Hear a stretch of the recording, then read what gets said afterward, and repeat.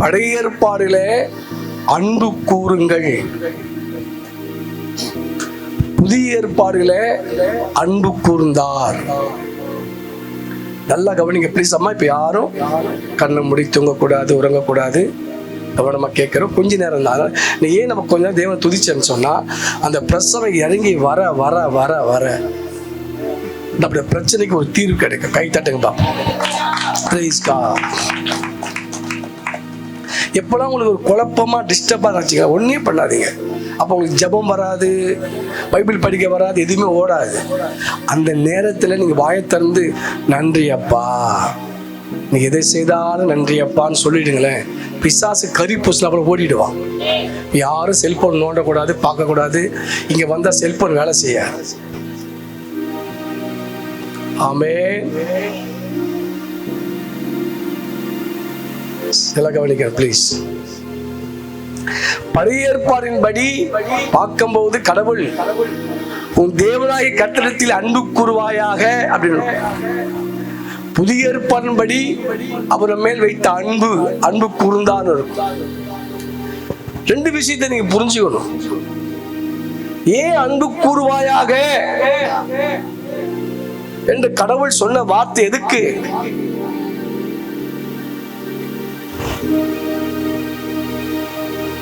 நல்லா கவனிங்க ப்ளீஸ்.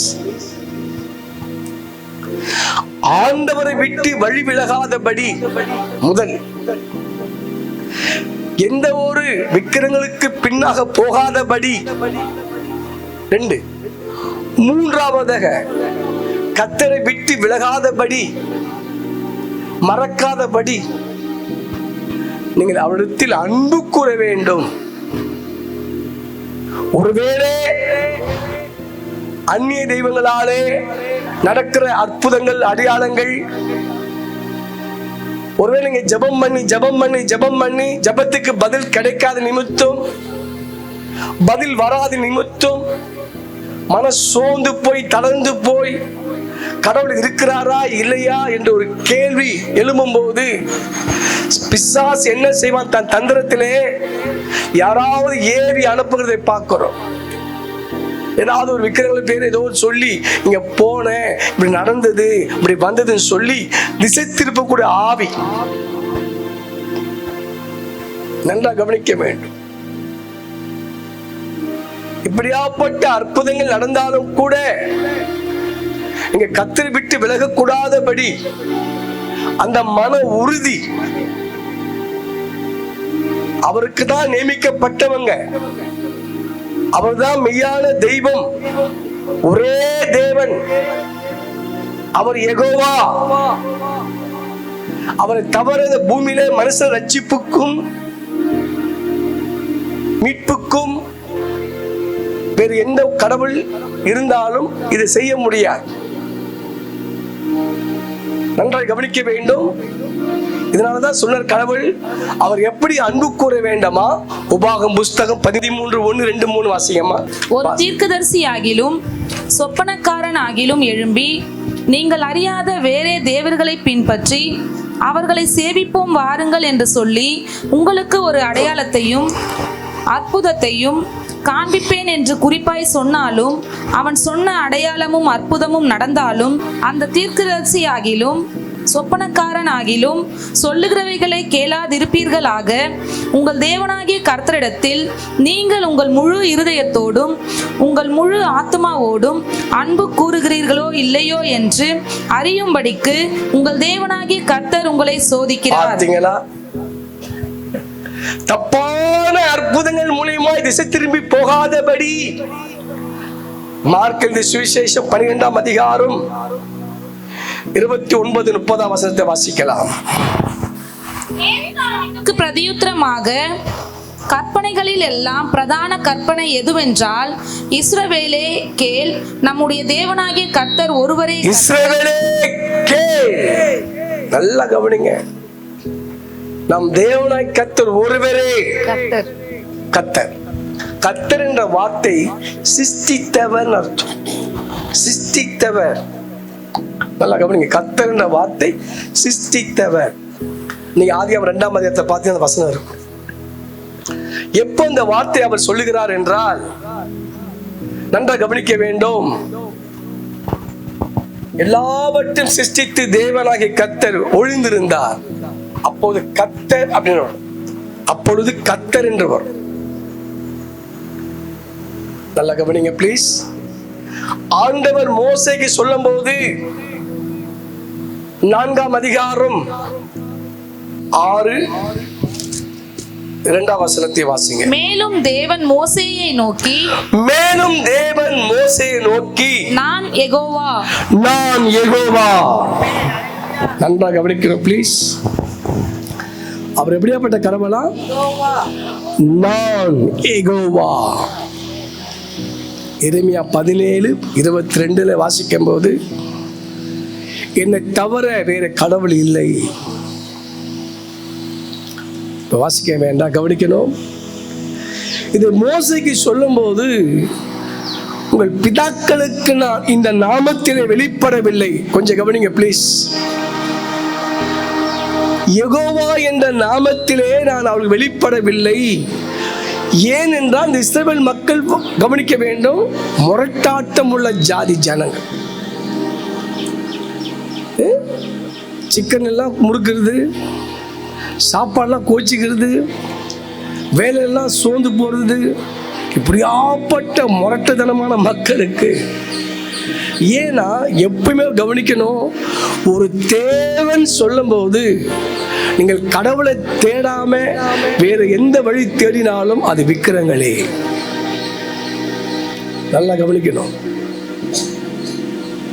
இந்த மக்கள் பாருங்க, முறுமுறுக்கிறாங்க, திடீர்னு இதயத்தை எகிப்துக்கு திரும்புறாங்க.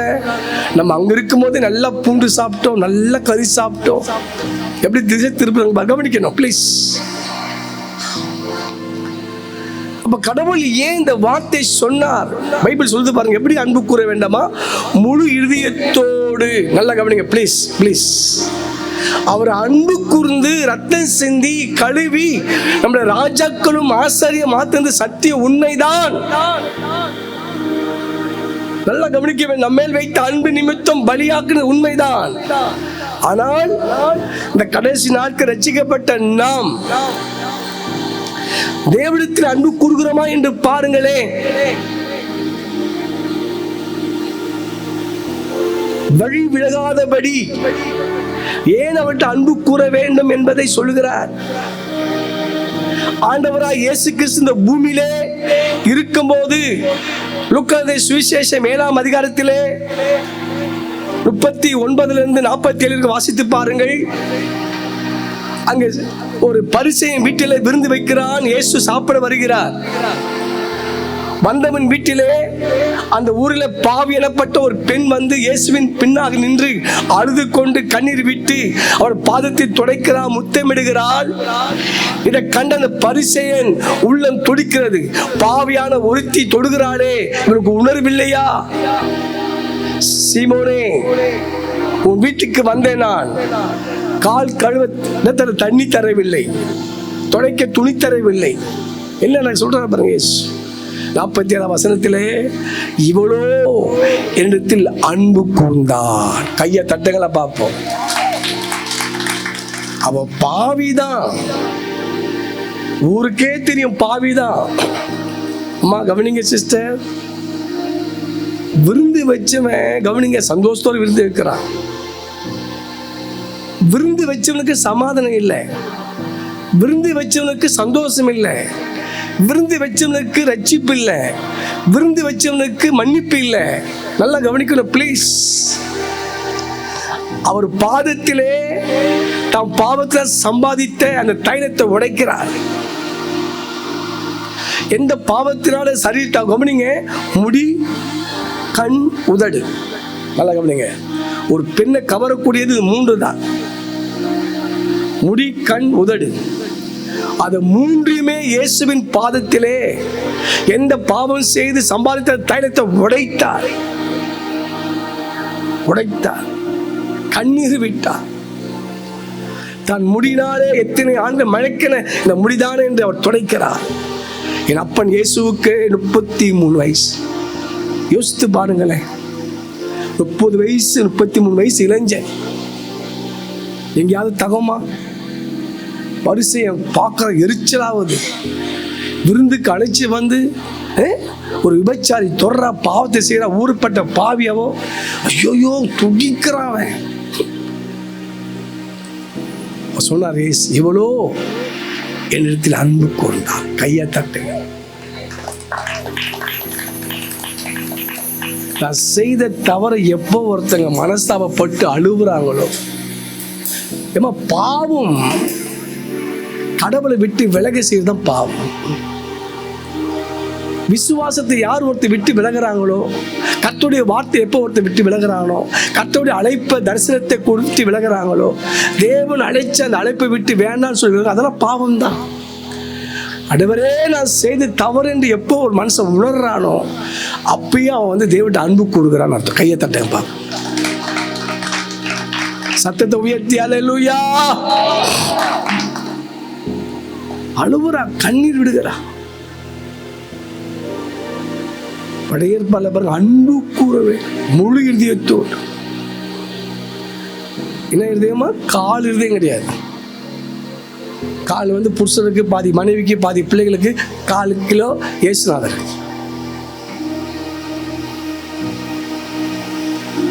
அவரை துதிக்கும் போது கவனிங்க, போன் எடுத்து, அம்மா சாப்பிட்டியாடி?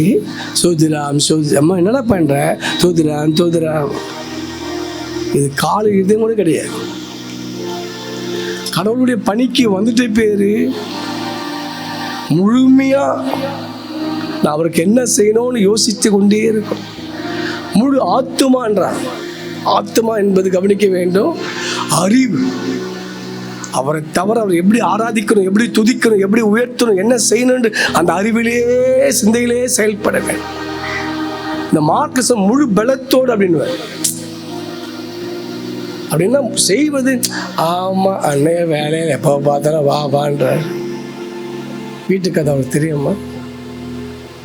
வீட்டில் அவ்வளோ பிரச்சனை, வான்றாரு. ஆனா இங்க சொல்றாரு, முழு பலம் என்பது எல்லாவற்றையும் விட்டு அவருக்காக ஓடி வருவது. நல்லா கவனிங்க, முழு இருதயத்தோடு, முழு ஆத்மாவோடு, முழு பலத்தோடு சொல்றாரு பாருங்க. இந்த பரிசேயன் கேட்கிற அவனுக்கு சொல்றாரு பதில், அது ஒருவரே தான் பாயிண்ட். அவரிடத்தில் அன்பு கூறுவாயாக. பிரியமான தேவ பிள்ளைகளே, அம்மா அவரிடத்தில் அன்பு கூறுவது அடையாளம் நீங்க செய்த தப்பை மனஸ்தாபப்படுவது. என்ன தப்பு பண்ண எனக்கு தெரியும், கடவுள் தான் தெரியும். முறுமுறுத்துக்கலாம், அசட்டப் பண்ணிருக்கலாம். நான் என்ன சொல்லலாம், கடவுள் ஒன்று சொல்லிட்டாருன்னா அது செய்யுங்க. பேதுரு சொன்னார், வலையை போடுனார். நீங்க நல்லா பார்த்தீங்கன்னா மீனவர்கள் வலையை போட்டால் இரவுல தான் போடுவாங்க, விடைங்காலத்தில் போடுவாங்க, இல்லை இரவுல போடுவாங்க. ஆனால் சொன்ன உடனே கீழ் படிஞ்சான் பாருங்க, அதான் அற்புதம். எந்த அவன் சொல்றான், ராமுழுதும் பிரயாசப்பட்ட ஒன்றாக ராமுழுதும். அப்ப மீனவர்கள் ராவல தான் போய் பிரயாசப்படுவான், ராவல தான் மீன் பிடிக்க போகணும், வலையை போடணும். ஆனா அவன் சொல்றான், ஆகிலும் வார்த்தைப்படி நைட்டுக்கு போறேன்னு சொல்ல. ஆமா ஆண்டவரே 2 துணி துவைச்சிட்டு வந்தார் ஆண்டவரே, கொஞ்சம் ஜபத்துக்கு நான் வந்துடுவேன், அப்பதான் ஃப்ரீயா இருக்கும். நான் இத்தனை மணிக்கு வந்துடுறேன், அத்தனை மணிக்கு வந்துடுறேன், இப்போ செய்கிறேன், அப்போ கூட கடவுள் கொடுக்கும் போதே சொல்லும் போதே ஸ்பாட்லேயே போட்டான். நல்லா புரிஞ்சுட்டிங்களா? பகலை மட்டும் வலையை போட மாட்டாங்க. பகலை போடுறதுனாங்க ஐயா, தூண்டில் போடுவான். பகலை போடுறது தூண்டில், இரவுல தூண்டில் போட மாட்டான். அப்போ இரவுல போடுறது வலை போடுவான். அந்த வலை ஏன் போடுறான்னா அப்போதான் கண்ணு தெரியாது மீனுக்கு. ஆனால் கர்த்தருடைய வார்த்தை வந்த உடனே பாருங்க, அந்த ஸ்பாட்லேயே கீழ்ப்படிஞ்சா அவ்வளோ இழுக்க எந்த மீன் அவனை விட்டு விலகி போயிடுச்சோ.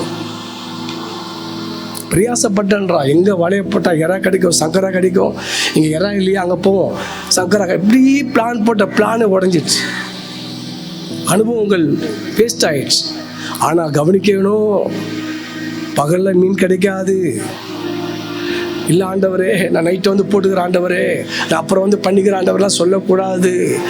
உடனே போட்டான். கவனிக்க வேண்டும், எந்த ஆசீர்வாதம் அவனை விட்டு விலகி ஓடினதோ, ஆமென், தேடி தேடி போன ஓடிக்கொண்டு இருந்ததோ ஆண்டவருடைய வார்த்தை சொன்ன உடனே கீழ்ப்படிஞ்சான். வந்தது சின்ன ஆசீர்வாதம் இல்லை. ஆமென். நான் நினைக்கிறேன் இங்க கோவளத்தில் இருக்க வேண்டிய மீன்க ஆந்திரா போயிட்டு இருக்கு.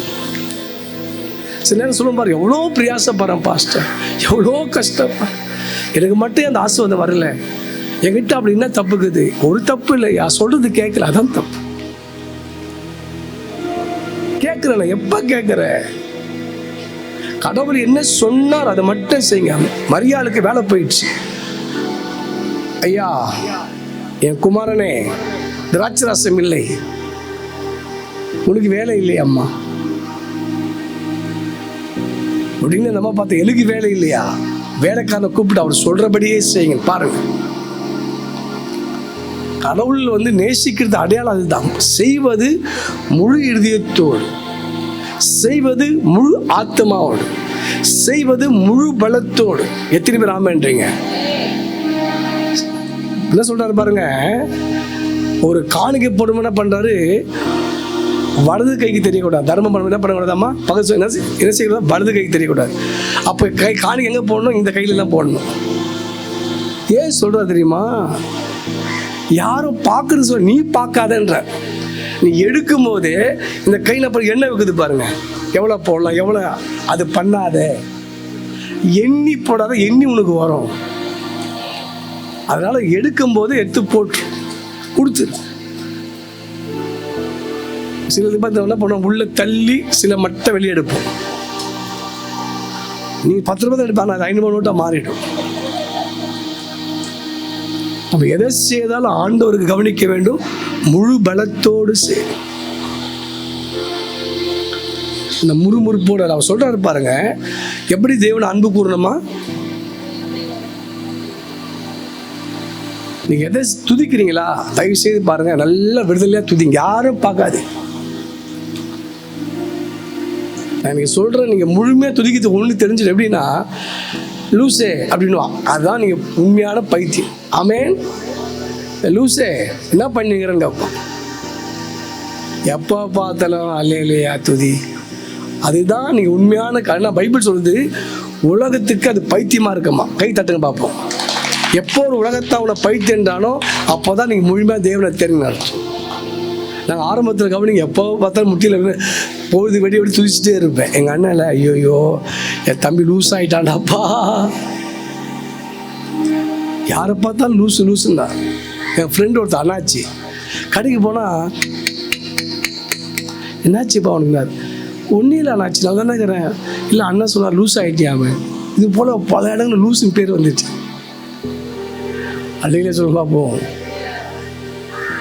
புரிஞ்சுக்கோ. எப்பயுமே அப்படியே கொடுத்துருவாரா, அப்படியே கொடுத்துருவாரா கேட்பான். இவ்வளோ பண்ற எங்க வந்துச்சு? முழு இதயத்தோடு உம்மை துதிப்பே உன்னத மாணவரே. வாலிப பசங்க சொல்றேன், இப்பயே நீ ஆண்டவர் கீழ்ப்படிஞ்சு தேவனை தேடு, வழியை தேடு. இப்போ நீ சரிப்படலன்னா நீ ஜென்ம ஜென்மம் சரிப்பட முடியாது. ஆரம்பத்திலேயே கலையை நிமித்தலைன்னா பின்னாடி எப்படி போவோம்? பெண்டாவே போவோம். அப்போ உன் ஆடு மாடு எல்லாமே கடிச்சு கடிச்சு விழுங்கிடும், வாழ்க்கையே வீணா போய். நீ எதை செய்தாலும் முழு இதயத்து வரும்போது ரொம்ப தூரம் இல்லை பா, இது கால் இருதயம். முழு இதயம் கிளம்பிட்டேன், சொல்லிட்டேன், பண்ணிட்டேன், அது அவருக்குரியது. தொட மாட்டேன், இது அவருடைய நேரம், யாருக்கும் நான் பேச மாட்டேன். யார் வந்தாலும் ஐயா ப்ளீஸ் எனக்கு ஒரு ஜபத்துக்கு போயிட்டு வரேன் ஓப்பனாக சொல்லுங்க, தப்பு இல்லை, வெக்கப்படாதீங்க. எழும்புறீங்களா? நல்ல சத்தமா துதிங்க. நீங்க தேவன்ட்டு அன்புக்குரு தாபி சொல்ற பாருங்க, என் பலனாகிய கர்த்தாவே உம்மில் என்ன பண்ணுவேன். ஐயோ, அப்போ அன்பு பாருங்க, எதுக்கு பலன் கவனிங்க, எதுக்கு அன்பு கூறனா அவர் பலன். அவர் தான் எனக்கு பலன். என்னால் முடியல, செய்ய முடியல, பண்ண முடியல சொல்கிற நீங்கள், உங்களுக்கு ஒன்று சொல்கிறேன், எதுக்கு அன்புன்னு அவர் தான் உங்களுக்கு பலன். நீங்கள் அவர்கிட்ட அன்பு கூறுவதுக்கு அடையாளம் அவர் எனக்கு பலனாக இருக்கிறார். அலையில சொத்தமாக உயர்த்தி யார் நமக்கு உதவி செய்தாலும் கர்த்தரால் வருகிற ஆசீர்வாதம் சொல்லி சொல்லி துதிச்சுட்டே இருக்கு. இன்னைக்கு உன் வாயில துதியின் வாயை கர்த்தர் கட்ட இருப்பாரா? அல்லேலூயா. நீங்க தான் ஏதாவது, இது பிச்சைக்கார பாட்டு. இப்போ இப்படி வர கண்ணீர் வந்து துக்கம், இப்படி வர கண்ணீர் வந்து ஆனந்தம். ஆமென். அப்படியே துதிங்க. பவுலும் சீலாவும் பாருங்க, அவ்வளோ கஷ்டம், நெருக்கடி, ஆனா துதிச்சு பாடி ஜெபித்தார்கள். கர்த்தர் மாத்திரம் எந்த சூழ்நிலை இவன் காலை பிடிக்கலாமா, அவன் காலம் இல்லை, நான் எனக்கு ஒரே காலு, வானம் அவருக்கு சிங்காசனம், பூமி அவர் பாதபடி. ஆமென். அல்லேலூயா. சத்தத்தை உயர்த்தி துதிப்பேன் துதிப்பேன் துதித்து கொண்டே இருப்பேன். ஹல்லேலூயா.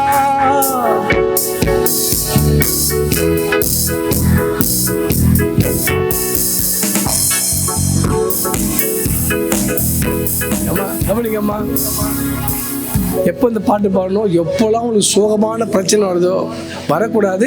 அப்படி வரும்போது நீங்கள் பாட்டு பாடணும். ஜெயிலில் அவன் பாட்டை கேட்டு கொண்டு இருந்தாங்களாம்.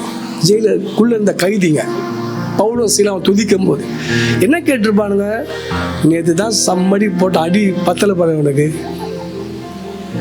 நேற்று தான் அவங்க அம்மா செத்தா, திமிரு பாரு, ஜபத்தை விட மாட்டேன், ஊழித்து விட மாட்டேன், நேற்று தான் வாந்தி பேத்தி பாரு, ஓடுது பாரு ஜபத்துக்கு. இதெல்லாம் பேச்சு கட்டாயம் கேட்பான். அப்படி என்ன பண்ணனா, உங்களை பார்க்கக்கூடாது. நான் என்ன சொல்கிறேன்னா, உங்களுக்கு எப்போ ஜுரம், எப்போ தலைவலி, எப்போ முடியல, அப்போ ஓடி வாங்களேன். அதுதான் உண்மையான அன்பு.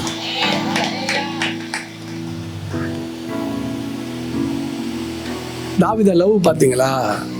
அவன் என்ன சொல்கிறான் பாருங்க. சங்கீதம் 63ஆம் சங்கீதம் 1ஆம் வசனத்தை வாசிக்கலாம். 63ஆம் சங்கீதம். தேவனே, தேவனே, நீர் என்னுடைய தேவன். பாருங்கம்மா, நீ என்னுடைய தேவன், அதிகாலமே உம்மை தேடுகிறேன், அதிகாலமே உம்மை தேடுகிறேன். வறண்டதும் வறண்டதும் விடாய்த்ததும் தண்ணீரற்றதுமான நிலத்திலே என் ஆத்துமா செல்போன நோக்கி கொண்டிருக்கிறது.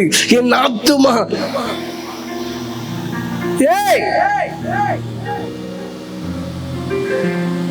எதை நோக்கி கொண்டிருக்குது? என் ஆத்துமா உம்மேல் தாகமாய் இருக்கிறது. அப்பா, தாகமாய் இருக்குது. எந்த இடத்துல சொல்றா பாருமா? வறண்டதும், அம்மா கவனிக்க, தண்ணி இல்லை, பஞ்சம். விடாய்த்ததும், யாரும் இல்லை, அவாந்திரம். நல்லா புரிஞ்சுங்க ப்ளீஸ்.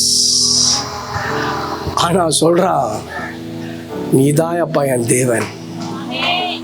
அம்மா இருக்கும்போது துதிக்கிறது வந்து போய் ஏமாத்த வேலை. அது ஏமாத்த வேலை. எனக்கு எதுவுமே இல்லாவிட்டாலும், எது போனாலும், எது நடந்த, பைபிள் சொல்றது பாருங்க, ரோம 8:28, அவரிடத்தில் அன்பு கூறுவர்களுக்கு சகலமும் நன்மைக்கு எதுவாக நடக்கிறது அறிந்திருக்கிறோம். தேவ பிள்ளைகளுக்கு எது நடந்தாலும், எது வந்தாலும், எது போனாலும் சரி, எல்லாம் நன்மைக்கே. அல்லேலூயா சொல்லுங்க பார்ப்போம். சங்கீதம் 63:1 வாசிக்கும் போது மேல எங்கிருந்து பாடினா, வனாந்திரத்திலிருந்து பாடின சங்கீதம். யூதா வனாந்திரத்தில் பாடின சங்கீதம். முடிக்க போறேன் ப்ளீஸ். ஒன்றுமில்லாத நிலம், தண்ணீரற்ற நிலம், வறண்ட நிலத்தை தாகமா இருக்கிற. நல்லா புரிஞ்சுட்டு, இந்த பூமிக்குரிய விஷயம் எதுவுமே என்கிட்ட இல்லை, ஆனா என் தாகத்தை யாருமே தணிக்க முடியாது. கையை தட்டுங்க வேகமா. Praise God. முதல் கற்பனையே, உன் தேவனாய் கர்த்தர் ஒருவரே, அவரிடத்தில் முழு இதயத்தோடு, முழு ஆத்மாவோடு, முழு பலத்தோடு அன்பு கூறுவாயாக.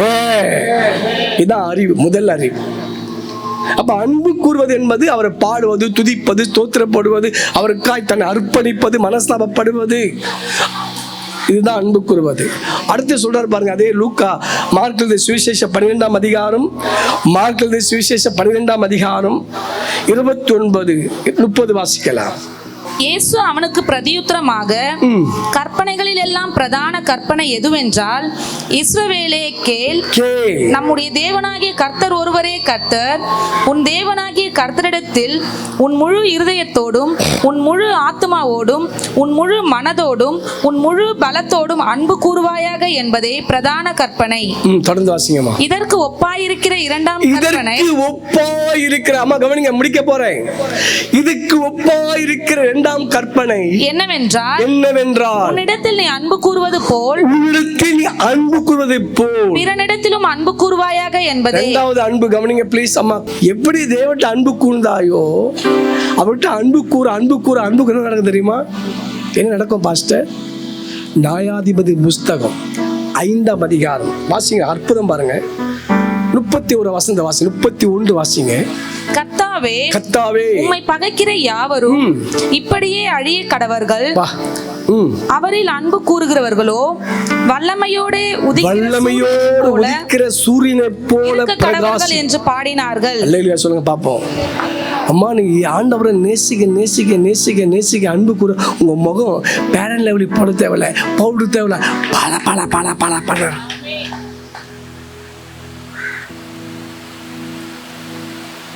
எப்படி இருக்குமா? சூரியனை போல இருக்குமா? ஈஸியாக கண்டுபிடிச்சா அந்த பிரகாசம் என்பது இருளை மேற்கொள்ளக்கூடிய, பிரச்சனை மேற்கொள்ளக்கூடிய, எப்படியாப்பட்ட பிரச்சனை அவங்க கூட நின்று பேசக்கூடியது. அப்போ அப்படியாப்பட்ட ஒரு தைரியத்தையும் பலத்தையும் கொண்டு வரதான் தேவ மேல இருக்கிற அன்பு. அடுத்து சொல்ற பாருங்க, இந்த பிரகாசம் உயர்வு மேன்மை வரும்போது சொல்றாரு, என்ன பண்ணணும்? அது வேண்டான்னு சொல்லி பாட்டு பாடாத. சிஸ்டர் கவனிங்க, சில பேர் பாட்டு பாடும்போது என்ன தப்பு பண்றீங்கன்னா, ஏன் எனக்கு நன்மை பார்க்க முடியாத காரணம், நீங்க போதும் இது உண்மையான அவர் காட்டுற அன்பு.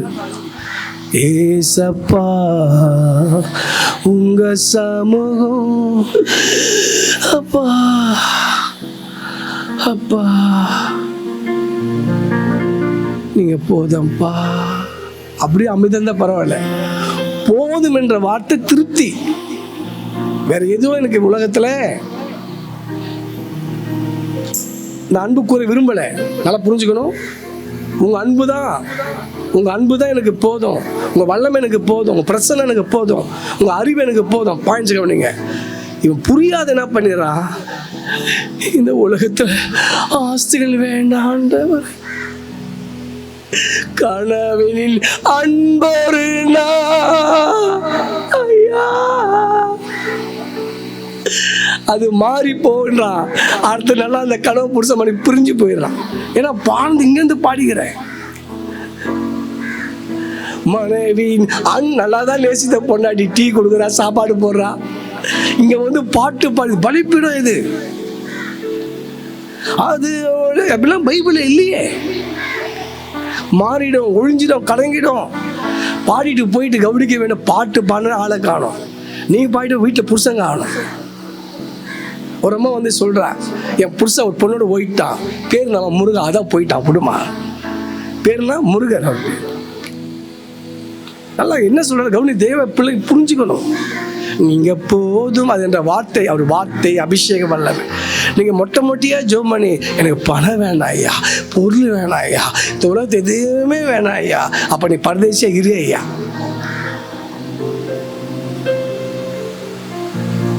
இது போல பாடிட்டு பேசாச ஏதாவது பண்ணிட்டு போயிடுறான்.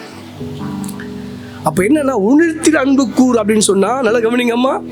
உணர்த்தில் அன்பு கூறு என்பது கவனிக்க, சுகத்தை விரும்பு, ஆரோக்கியத்தை விரும்பு, ஆசுவத்தை விரும்பு, இந்த பூமியில் நல்லா இருக்க விரும்பு. புரிஞ்சுக்க ப்ளீஸ் அம்மா. பரிசுத்த என்ற வார்த்தை என்னன்னா, பரிசுத்த என்ற சரீரம் கர்த்தருக்குரியது.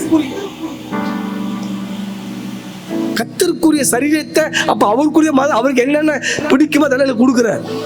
உனக்கு நல்ல சோபா தேவை தூங்குறதுக்கு, நல்ல வீடு தேவை வீட்டில் குடியிருப்பதற்கு, நல்ல துணி தேவை, எல்லாம் இந்த சரீரத்துக்கு தான் தேவைப்படுது. எல்லாம் எதுக்கு தேவை கவனிக்க வேண்டும். எப்போ வருது அது? உன் சரீரம் கர்த்தருக்குன்னு ஒப்பு கொடுக்கும் போது தான் இதெல்லாம் ஓடி வருது. நம்ம ஆட்கள் என்ன பண்றான்,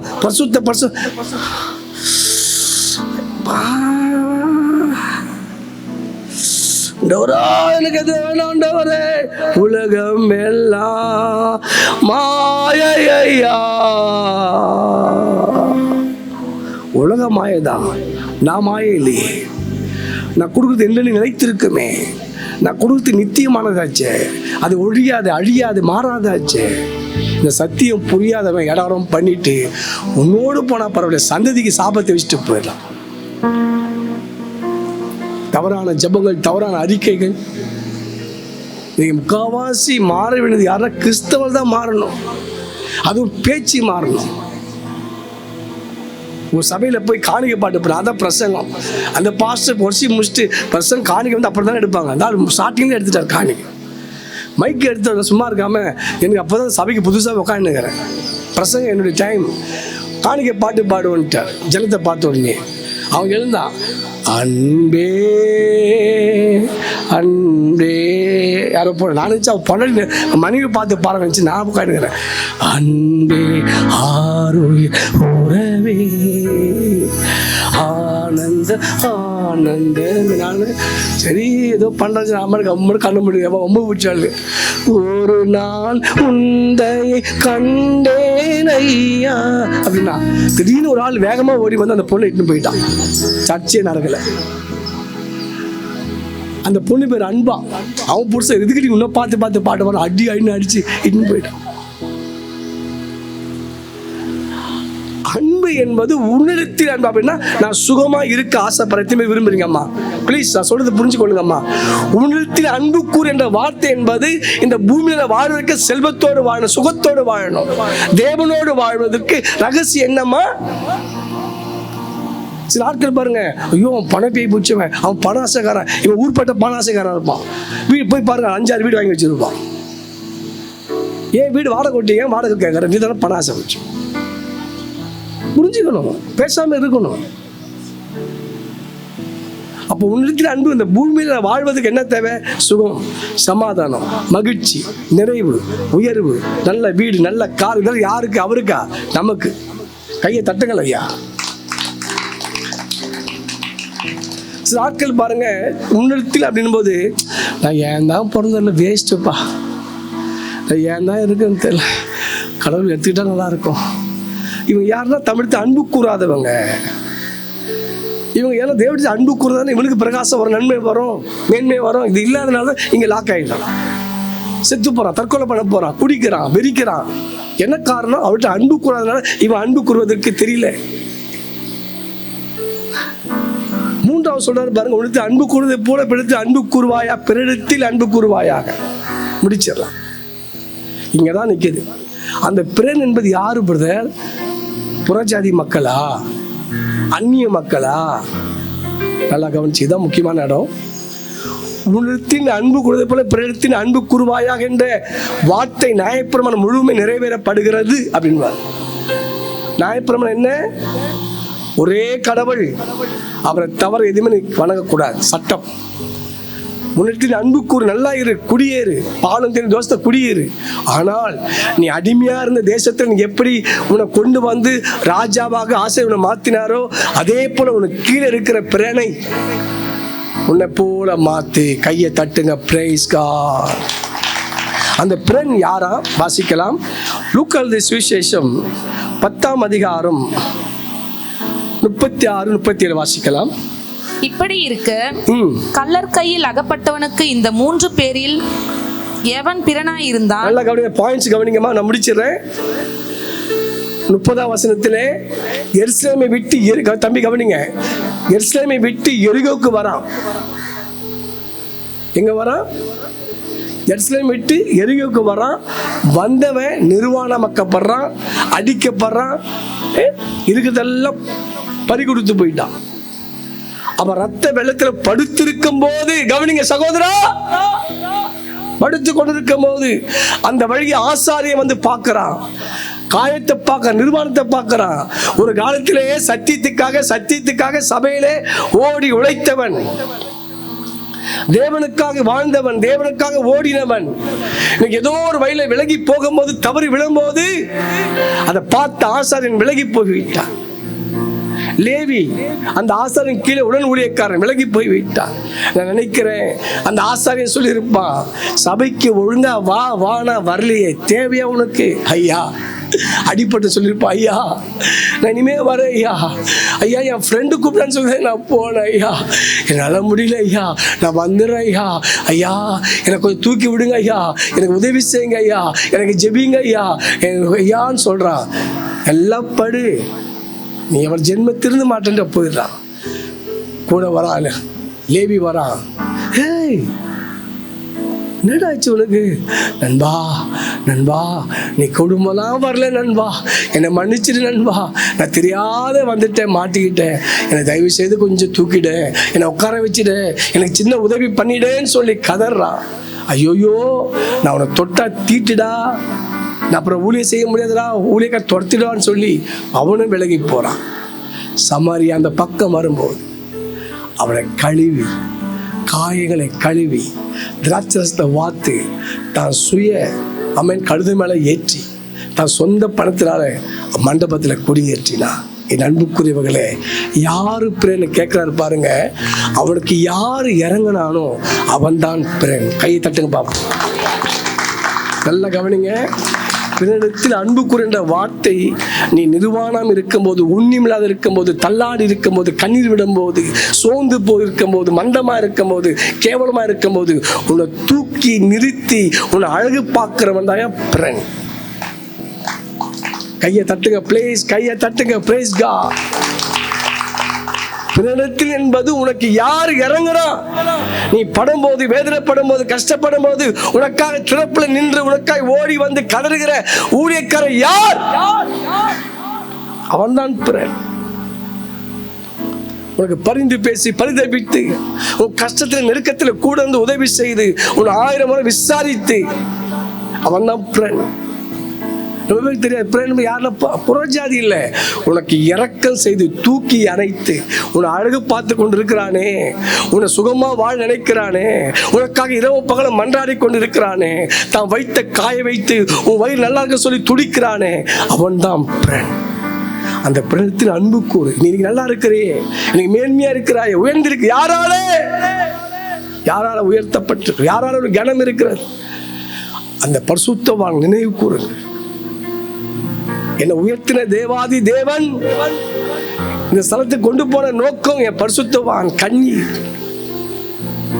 இந்த செய்யும் போது அங்க நியாயப்பிரமாணமே நிறைவேறுதான்.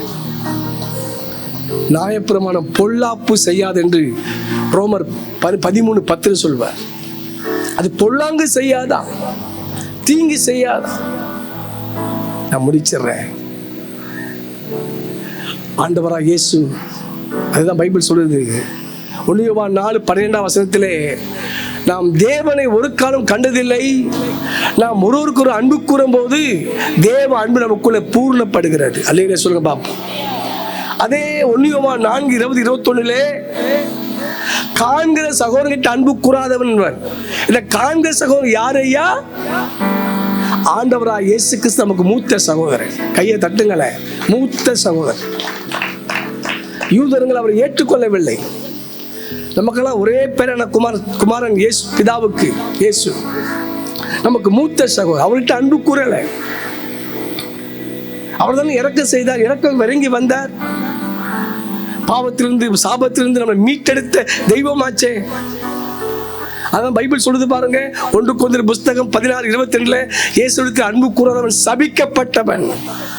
நியாயப்பிரமாண சாபத்தை முறிக்கக்கூடிய சக்தி எங்க இருக்குன்னு சொன்னா, இயேசுவை யார் ஒருவர் நேசிக்கிறார்களோ அன்பு கூறும் போதுதான் அந்த நியாயப்பிரமாண சாபம், தொடர்ந்து வர சாபம், தொடர்ந்து வர வியாதி, தொடர்ந்து வர பில்லி சூனிய கட்டுகள், தொடர்ந்து வர வியாதிகள், பொல்லாத வல்லமைகளை முறிக்கக்கூடிய வல்லமை இயேசுவிடத்தில் ஆமென் அன்பு கூறுவது. கையை தட்டுங்க. அந்த பிறன் யாருன்னா, அந்த சமர் யாருன்னா, ஆண்டவராய் இயேசு. எத்தனை பேர் ஆமென்றீங்க? அவரை போல ஊழியம் பண்ற ஊழியக்காரனை உதவி பண்ணு.